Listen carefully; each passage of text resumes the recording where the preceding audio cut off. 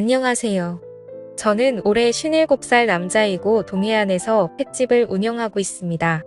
원래는 대기업 협력업체인 한 중소기업에서 20년 넘게 일을 했는데 도저히 더 이상은 버틸 수가 없어 회사를 그만두게 되었습니다. 원래 사장이 건강에 문제가 생기면서 사장 아들에게 회사 경영권을 물려줬는데 새로 들어온 젊은 사장이 하는 짓이 완전히 개잡 아닌 겁니다. 자기 아버지 버린 부장 이사들한테 반말하는 것은 기본이고 조금이라도 자기 마음에 안 들면 월급은 많이 받아가면서 대체 하는 일이 뭐가 있냐며 회사 돈이나 축내는 인간들 다 잘라버려야 한다며 폭언을 쏟아내더군요. 그럼에도 불구하고 간슬기를 다 빼놓고 그 밑에서 버티는 사람도 있었지만 저를 비롯해 나이 50을 넘긴 퇴직이 가까워진 사람들은 그 처사를 견뎌낼 수가 없었습니다. 앞으로 다녀봐야 몇 년 머리에 흰머리 나는 나이에 대접받느니 일찌감치 회사 정리하고 제2의 인생을 시작하자 결심을 한 것이죠. 아이들은 아들 하나 딸 하나 있는데 아들은 대학 다니다 군대 들어갔고 딸은 대학을 다니면서 자기를 똑부러지게 하고 있으니 걱정할 것이 없었습니다. 그래서 저는 회사를 그만두고 아내와 함께 동해안에 자리를 잡았습니다. 아내는 손 감각이 좋고 요리에 관심이 많아 일식, 한식, 중식 요리사 자격증을 가지고 있습니다. 진작부터 식당을 해보려고 했지만 식당을 시작할 자금이 없어서 퇴직 끝나면 그때 식당을 하자며 미루고 있었는데 회사를 그만두면서 식당을 시작하게 된 거죠. 우리는 횟집 할 만한 곳을 알아보기 위해 약 한 달을 다니다 횟집과 민박집을 같이 운영할 수 있는 괜찮은 식당을 발견했습니다.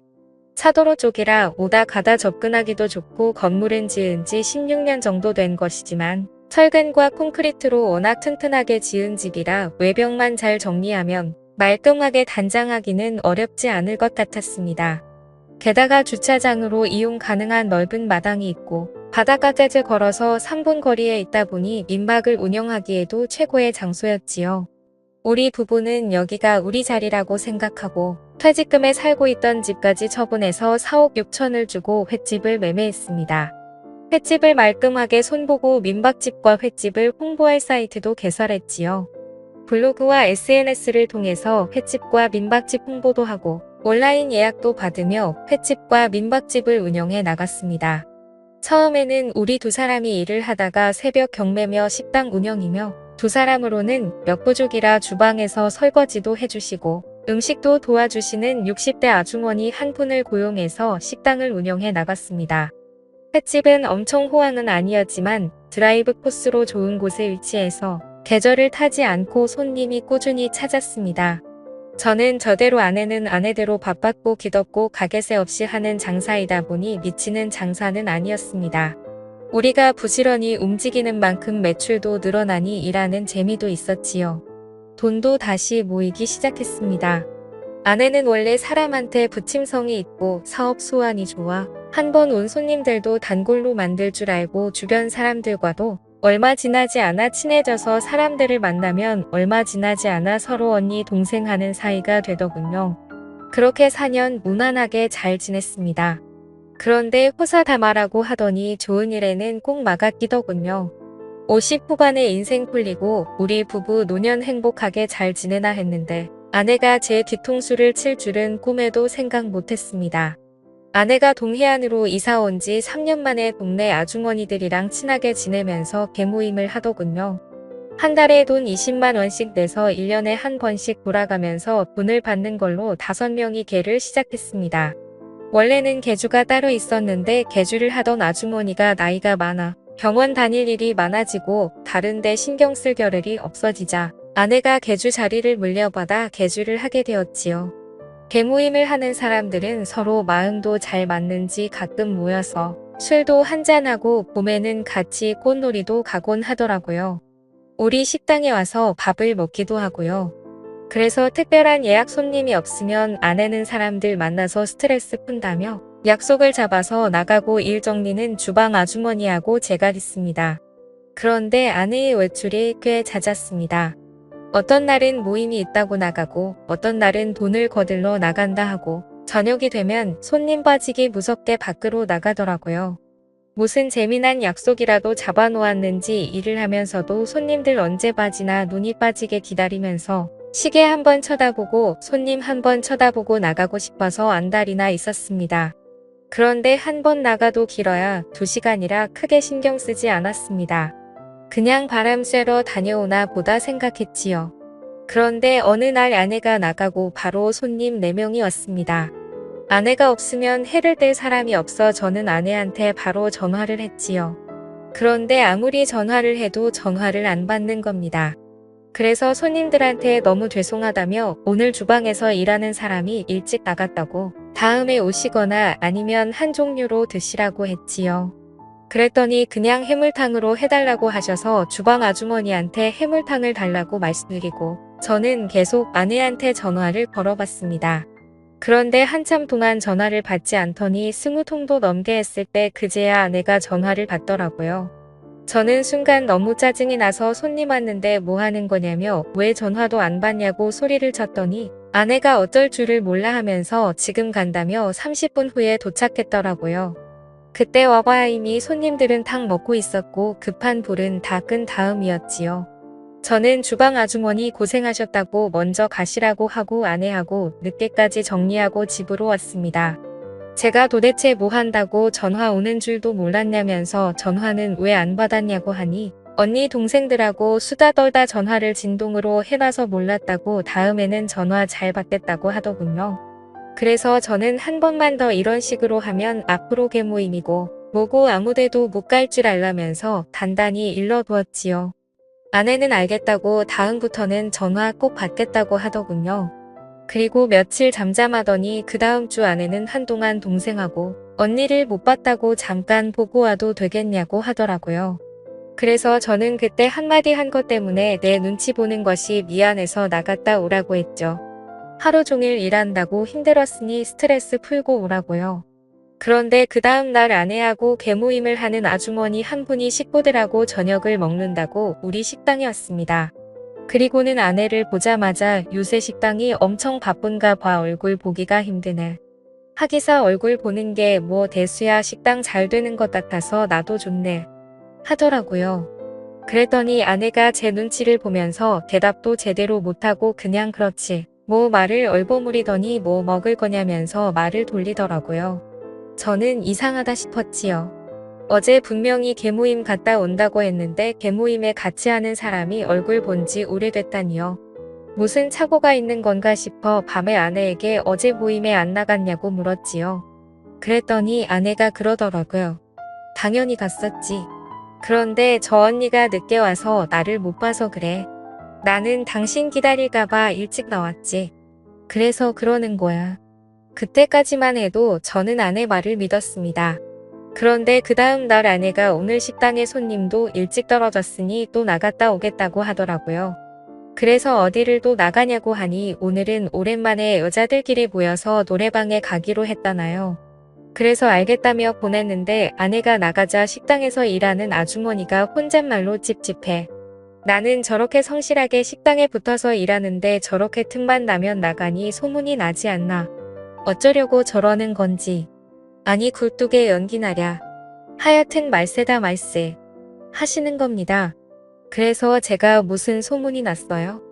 혹시 집사람한테 안 좋은 얘기 돌아요? 하고 물었지요. 그랬더니 아주머니가 주저앉으실 듯 깜짝 놀라시면서 나는 아무 말 안 했는데 무슨 말 들었어? 하시더라고요. 그래서 제가 방금 얘기하셨잖아요. 소문이 났다고 말세다 하셨잖아요. 그랬더니 주방 아주머니는 나 몰라 나 아무 말 안 했어. 나 일 다 했으니까 가도 되지. 그럼 내일 봐. 하고 도망치듯 나가시더군요. 저는 뭔 일이 나도 제대로 났구나 생각이 들었습니다. 상당히 느낌이 안 좋더군요. 저는 아내랑 같이 개모임을 같이 하는 아주머니 집에 전화를 걸어봤습니다. 오늘 노래방에서 만나기로 했다던 아주머니가 전화를 받더군요. 저는 뭐라고 할 말이 없어 그냥 안부 전화 드렸다고 다음에 좋은 게 들어오면 전화 드릴 테니 놀러 오시라고 하고는 전화를 끊었습니다. 그리고 저는 우리 집에 횟감을 주로 대주는 선장집에도 전화를 걸어봤습니다. 그랬더니 역시나 노래방에 함께 있어야 할 아주머니가 얼큰하게 취한 목소리로 전화를 받았습니다. 그래서 오늘은 아무데도 안 나가시나 보네요. 아니면 벌써 술 한잔하고 들어오신 거예요? 하니 아주머니는 세상 사는 낙이 없어서 집에서 혼자 술 한잔하고 있다고 하더군요. 그리고는 이 인간은 어디를 그렇게 돌아다니는지 맨날 늦게 기어 들어온다면서 남편 욕을 막 해댔습니다. 저는 속으로 남편한테 맺힌 게 많으신가 보다 생각하고 몸 상하니 적당히 드시라고 전화를 끊었지요. 전화를 끊고 나니 이상했습니다. 개모임하는 사람이라고 해봐야 아내까지 합쳐서 5인데 그중 2사람이나 빠졌으니까요. 저는 일단 식당을 정리하고 근처에 있는 마트로 갔습니다. 그 마트는 주로 낚시하는 손님을 상대로 하는 곳인데 그 마트 형수님도 집사람과 개모임을 하는 사람이었지요. 그곳에 가니 형님이 마트를 보고 있더군요. 그래서 제가 형수님은 어디 가셨나 보네요. 형님 혼자시네요. 얘기를 하니 저 안쪽에서 마트 형수님이 나오면서 이 시간에 웬일이에요? 벌써 식당 문 닫았어요. 하고 나오더라고요. 저는 노래방에 있어야 할 사람이 왜 여기 있나 싶어 기가 막혀서 아무 말 안 하고 서 있다가 저녁 먹은 게 소화가 잘 안 된다면서 맛있는 소화제 하나 달라고 해서 사가지고 나왔죠. 분위기가 이상하게 돌아가더라고요. 저는 아내한테 전화를 걸었죠. 아내가 말한 경자 언니는 집에서 혼자 술 마시고 있었고 해숙이 언니는 마트에서 나한테 소화제를 줬는데 어디서 옆에 같이 있는 척 언니들 이름을 부를 수가 있는지 저는 정말 기가 막혔습니다. 어디서 생쇼를 하냐는 말이 목구멍까지 올라왔지만 저는 억지로 참고 알았다고 전화를 끊었지요. 전화를 끊고 저는 오만 생각들이 다 들었습니다. 무슨 짓을 하고 다니는지 눈도 깜짝 않고 거짓말을 하는 걸 보니 너무 배신감이 들고 지금까지 내가 한솥밥 먹고 한 이불 덮고 산 사람이 이런 사람이었다니 너무나 허무했습니다. 너무 열이 받아서 술이라도 들이부었으면 속이 좀 풀릴 것 같았는데 술 마시면 나도 모르게 폭발해 버릴 것 같아서 저는 냉수만 들이키고 있었죠. 잠시 후 아내는 아주 기분 좋은 얼굴을 하고는 여보 나왔어 뭐해 평소 안 내던 코소리까지 내더니 노래를 너무 열심히 불렀더니 땀이 다 났네 나 좀 씻을게 하고는 들어가 버리더군요. 아내가 씻으러 들어가자 저는 일단 아내 휴대폰부터 열어봤습니다. 통화 기록 카톡 기록을 보니 제가 전화한 것을 제외하고는 오늘 아무하고도 연락하거나 통화한 기록이 없었습니다. 아무래도 통화 기록이나 대화 내용을 지운 것 같았습니다. 요즘 제가 자꾸 전화를 하고 어딜 가냐고 물어보니 특별히 조심했던 모양입니다. 저는 전화기는 다시 제자리로 돌려놓은 뒤 컴퓨터를 켰습니다. 컴퓨터를 켜서 아내일지 확인을 하기 위해 아내 구글 계정으로 들어갔지요. 아내는 컴퓨터와 스마트폰을 쓰기만 할 줄 알았지 컴퓨터와 전화기가 다 연결돼 있다는 걸 몰랐습니다. 이메일로 로그인만 하면 별의별 정보를 다 확인할 수 있다는 건 아내는 꿈에도 생각 못했을 겁니다. 몇 달 전 아이폰으로 바꾸고 나서 그 계정을 제가 다 만들었으니 아내 이메일 열어보는 것이야 아무 일도 아니었지요.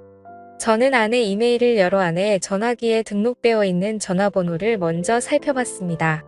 아는 사람들 외에 특별히 눈에 띄는 사람은 없었습니다. 그 다음은 구글 위치 기록을 살펴봤습니다. 오늘 아내가 갔던 위치 기록을 살펴보니 아내가 오늘 간 곳은 뜬금없이도 부두였습니다. 부두에 노래방이 있었나 생각이 잠깐 들기도 했지만 부두에는 노래방이 있을 리가 없었습니다. 그런데 부두에 왜 갔을까 의문이 생기더군요. 거긴 정박된 어선들만 있을 뿐 주변에는 아무것도 없는데 거기를 왜 갔는지 저는 도저히 알 수도 이해할 수도 없었습니다.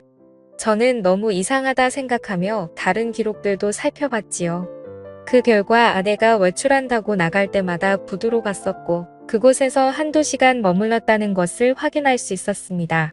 부두, 그 밤에 부두라니. 캄캄한 밤에 부두에 갔다가 그곳에서 한두 시간 머물다 돌아온다. 아무리 생각해도 이상한 일이었습니다. 저는 컴퓨터를 끄고 아내한테 잠깐 나갔다 온다고 얘기한 뒤 차를 타고 부두로 향했습니다. 저는 부두에 도착해 차를 세우고 부두를 걸었습니다. 부두에는 아무리 둘러봐도 아내가 머물 만한 곳은 보이지 않았습니다. 가로등도 제대로 없는 깜깜한 부두에는 아침에 출항할 배들만 둥둥 떠 있었지요. 저는 아무래도 이상하다 생각하며 다시 차를 타고 집으로 돌아오려는데 흥얼흥얼 노래를 부르며 주차장으로 걸어오는 사람이 있었습니다. 우리 집에 횟감을 대주는 선장이더군요.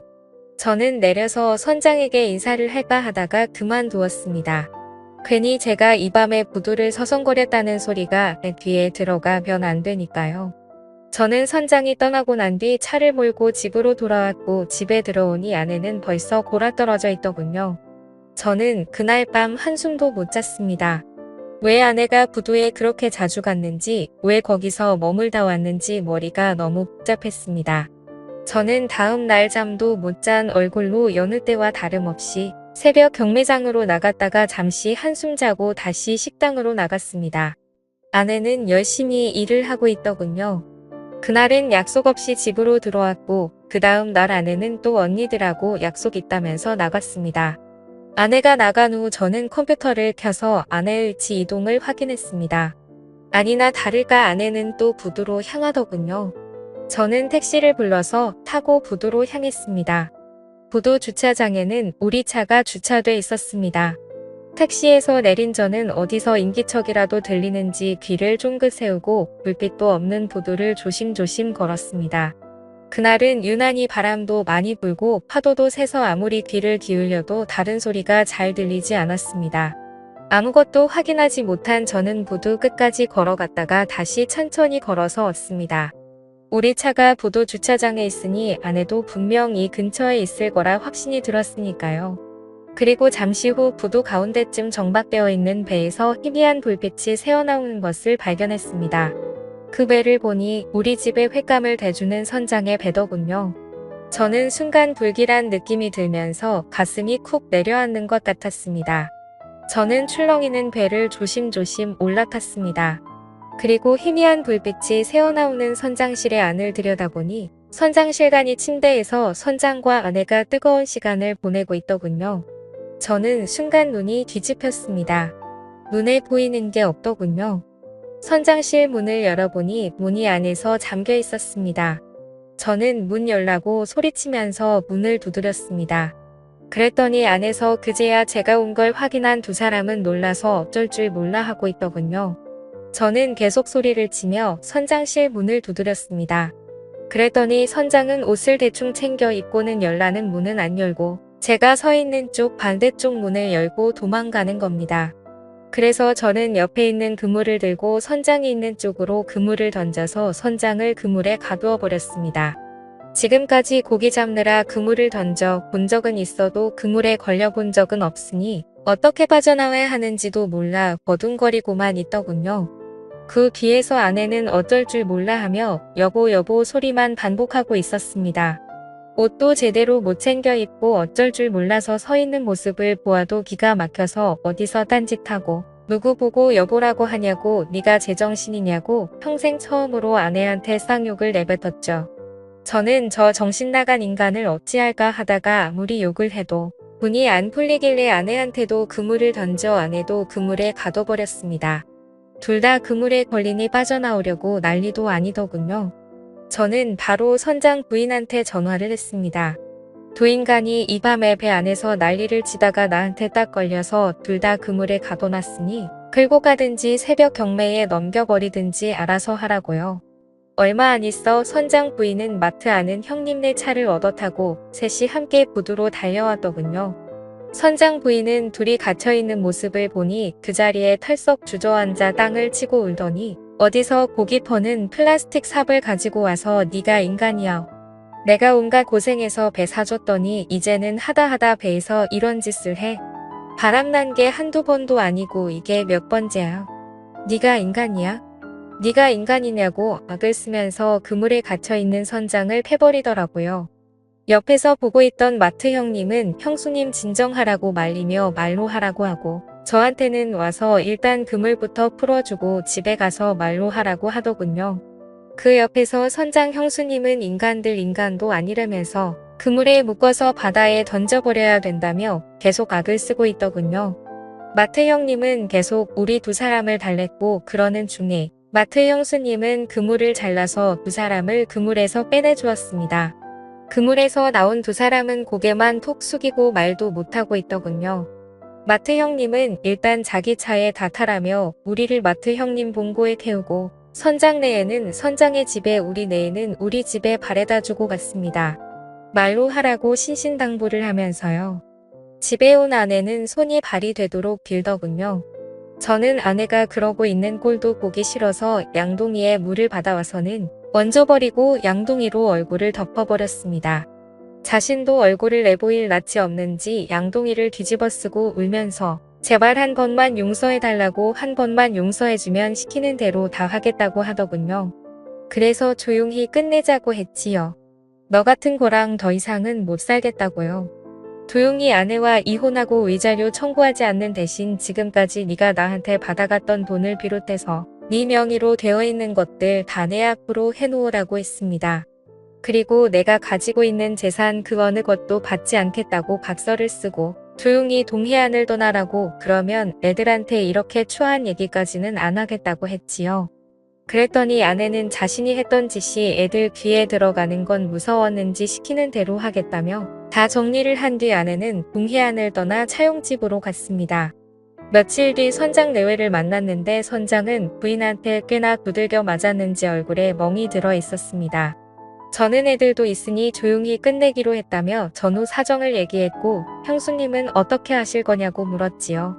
그랬더니 선장 부인은 이 인간이 배 타는 것은 꼴도 보기 싫다며 배를 팔려고 내놨다고 하더군요. 그리고 마음 같아서는 지금 당장이라도 이혼하고 싶은데 내가 지금까지 고생해서 뒷바라지 해준 게 얼마인데 왜 이제 와서 주는 것은 못하겠다고 하더라고요. 붙잡고 살면서 돈이나 벌어오게 시킬 거라고요. 저는 알아서 하시라고. 그 대신 저 인간 앞으로 내 눈앞에만 안 띄게 해달라고 얘기했지요. 그렇게 두 집은 각자 마무리 지었지만 얼마 지나지 않아 그날 있었던 일이 온 동네에 소문이 쫙 퍼져서 저를 보는 사람마다 그 일에 대해 물어보는데 창피해 죽을 지경이었습니다. 그래서 횟집을 정리하고 떠날까도 생각했지만 왜 내가 떠나야 되나 싶어서 새로 실력 있는 주방장을 고용해서 횟집은 계속 운영하고 있습니다. 민박도 당연히 같이 하고요. 둘이 합쳐서 식당을 계속했으면 우리 두 사람 돈도 많이 모았을 텐데 그 사람은 우리 집에서 쫓겨나 그 좋은 실력 가지고 다른 데서 일을 하고 있다더군요. 그 여자는 가끔 연락이 와서 우리 식당에서 일하고 싶다고, 예전에 부부관계였던 것 다 떠나서 일만 시켜달라고 사정사정 하는데 저는 딱 잘라서 꿈도 꾸지 말라고 했지요. 왜 어리석은 선택을 해서 자기 무덤을 자기가 파는지 저는 아무리 생각해도 이해할 수 없더군요. 저는 아내를 죽기 전에 용서할 수 있을지 모르겠지만 언젠가 아내를 용서하고 진심으로 얘기를 나눌 시간이 온다면 이번 생은 물론이고 다음 생에라도 그런 과오는 범하지 말라고, 그건 너 자신과 상대방을 다 죽이는 일이라고 꼭 얘기해주고 싶네요. 아내와 헤어지고도 가슴이 답답했는데 이렇게라도 얘기를 풀고 나니 속이 좀 편안해지는 것 같습니다. 저의 기가 막힌 이야기 들어주신 분들 모두 감사드립니다.